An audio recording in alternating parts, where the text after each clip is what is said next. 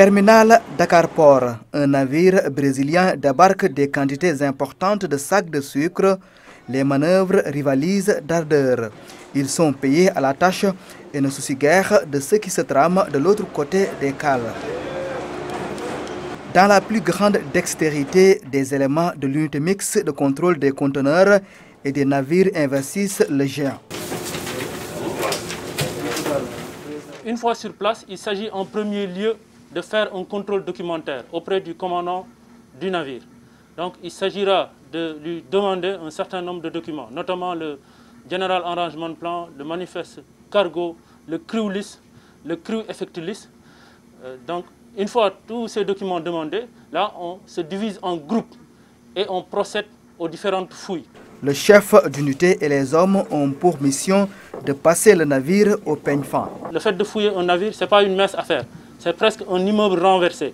D'où la nécessité de pouvoir faire une très bonne lecture du plan pour voir éventuellement les endroits confinés et les endroits où on peut mettre une quantité importante de drogue. Le réfectoire, les utilitaires, les poubelles, rien n'est négligé.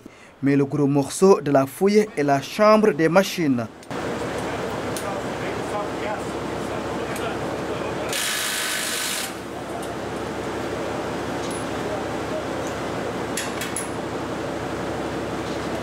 Pour faire une fouille d'un navire, il faut nécessairement avoir un équipement bien particulier parce que ça nécessite une technicité dans la matière. Raison pour laquelle on a un ensemble d'outils qui nous permet à chaque instant d'ouvrir les espaces confinés. Cette redoutable unité douanière est spécialisée dans la fouille des bateaux. Elle est la sentinelle de la sécurité de la chaîne logistique maritime et sa complexité.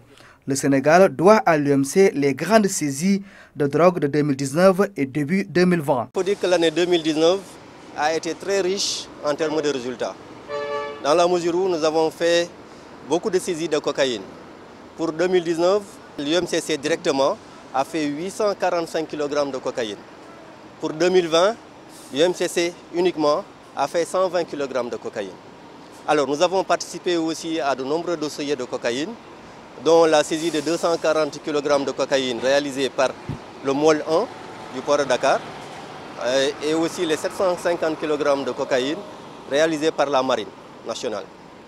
Alors, le total, ça fait 1955 kg de cocaïne sur lesquels l'UMCC a participé, soit directement comme acteur actif, soit on a géré la procédure, soit on a procédé à l'arrestation des délinquants. L'UMCC, c'est aussi la vaste traque contre les véhicules rapportés volés. À l'ère de visite du MOL 8, plusieurs conteneurs suspects et des véhicules dont le vol est confirmé comme ceux dans ce conteneur. Nous avons des critères de ciblage en fonction de la provenance du conteneur, du pays, du propriétaire, de l'adresse du propriétaire et parfois du produit, du contenu.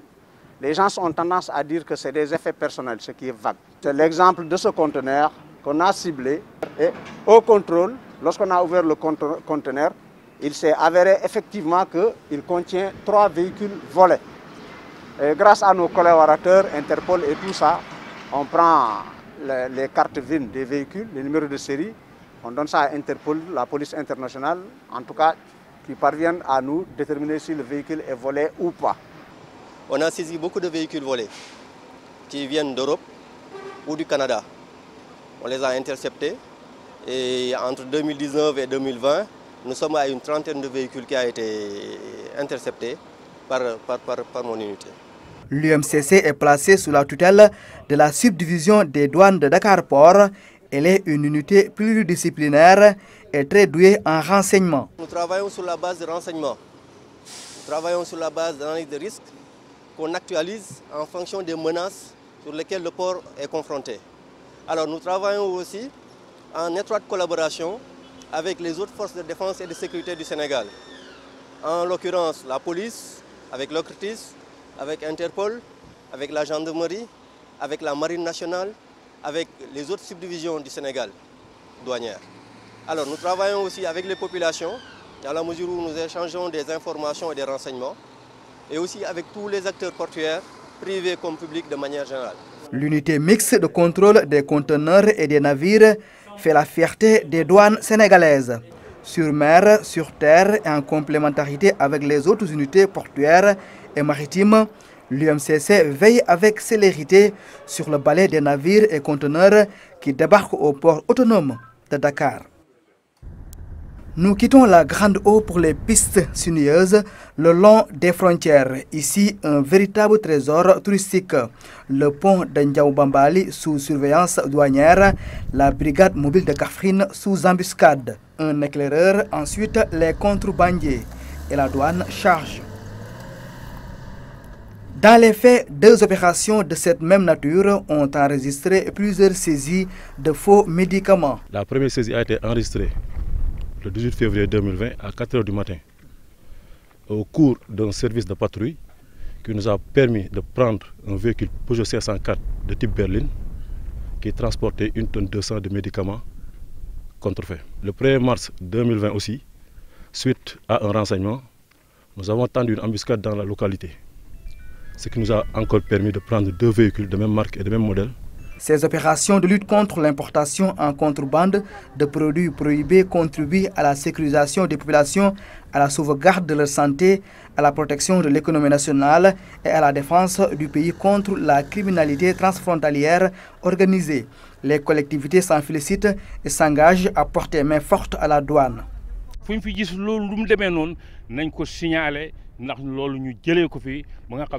Cette fraude de faux médicaments est à dénoncer. Je demande aux collectivités locales à faire ce travail pour aider la douane et sauver des vies. Nous avons besoin de ce genre de message-là parce que la mission que nous effectuons en faisant ces saisies, elle est au service des populations parce que les faux médicaments constituent un réel problème de santé publique. En Afrique, au moins 100 000 personnes meurent chaque année à cause de faux médicaments, souvent fabriqués en Chine ou en Inde. Ils constituent un réel problème de santé publique.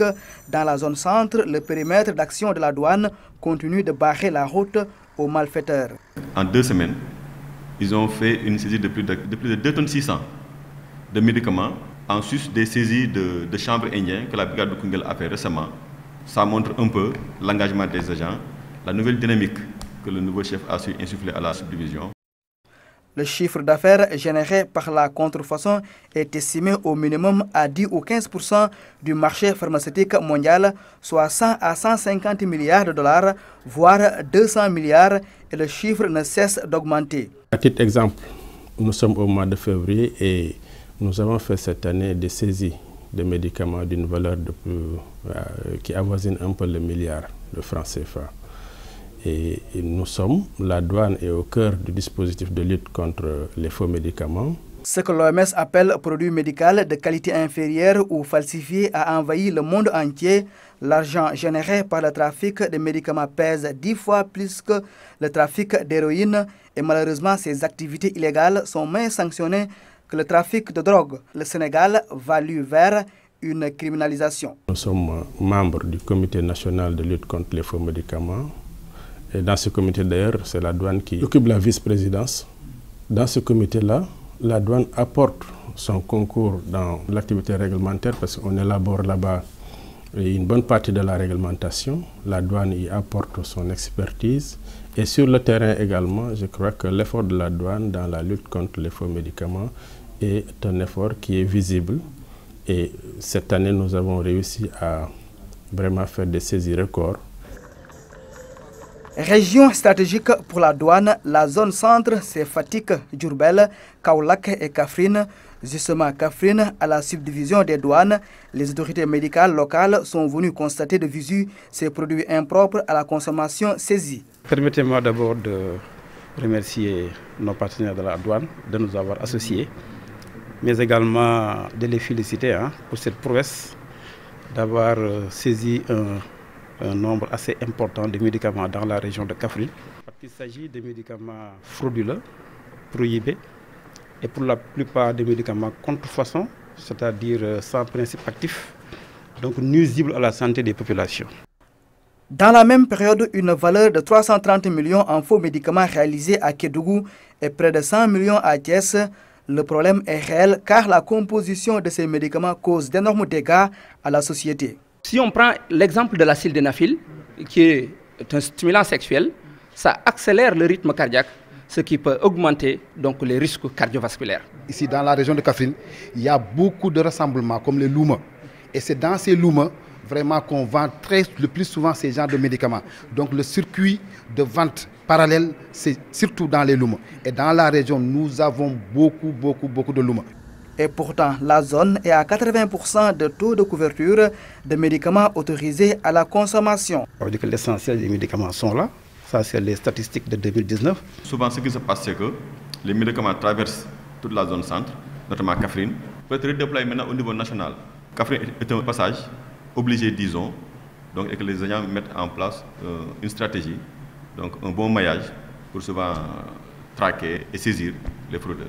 Dans le cadre de son concept de douane de proximité, l'administration des douanes va vers la sensibilisation et mise sur la collaboration des populations. Le besoin est là et l'information, je pense qu'il faut informer. Sinon, il y a un vide. Et s'il y a un vide, ce sont ces personnes qui vont en profiter de ce vide pour vraiment vendre ces poisons. Les faux médicaments sont là ou bien transitent par la région. Ça c'est un fait. L'autre fait, c'est que nos services sont en train de faire de très bons résultats. Donc l'un dans l'autre, il faut qu'on renforce notre vigilance, la surveillance, aussi bien à la frontière que sur les voies de communication avec la douane et d'autres services aussi. Conscients de l'ampleur du phénomène, les chefs d'État de 7 pays d'Afrique, Togo, Congo-Brazzaville, Ouganda, Niger, Sénégal, Ghana, Gambie, ont pris l'engagement de criminaliser de manière plus harmonisée le trafic de faux médicaments. L'acte d'engagement a été signé le samedi 18 janvier à Lomé, capitale du Togo. L'administration douanière est déterminée à jouer pleinement sa partition dans ce combat.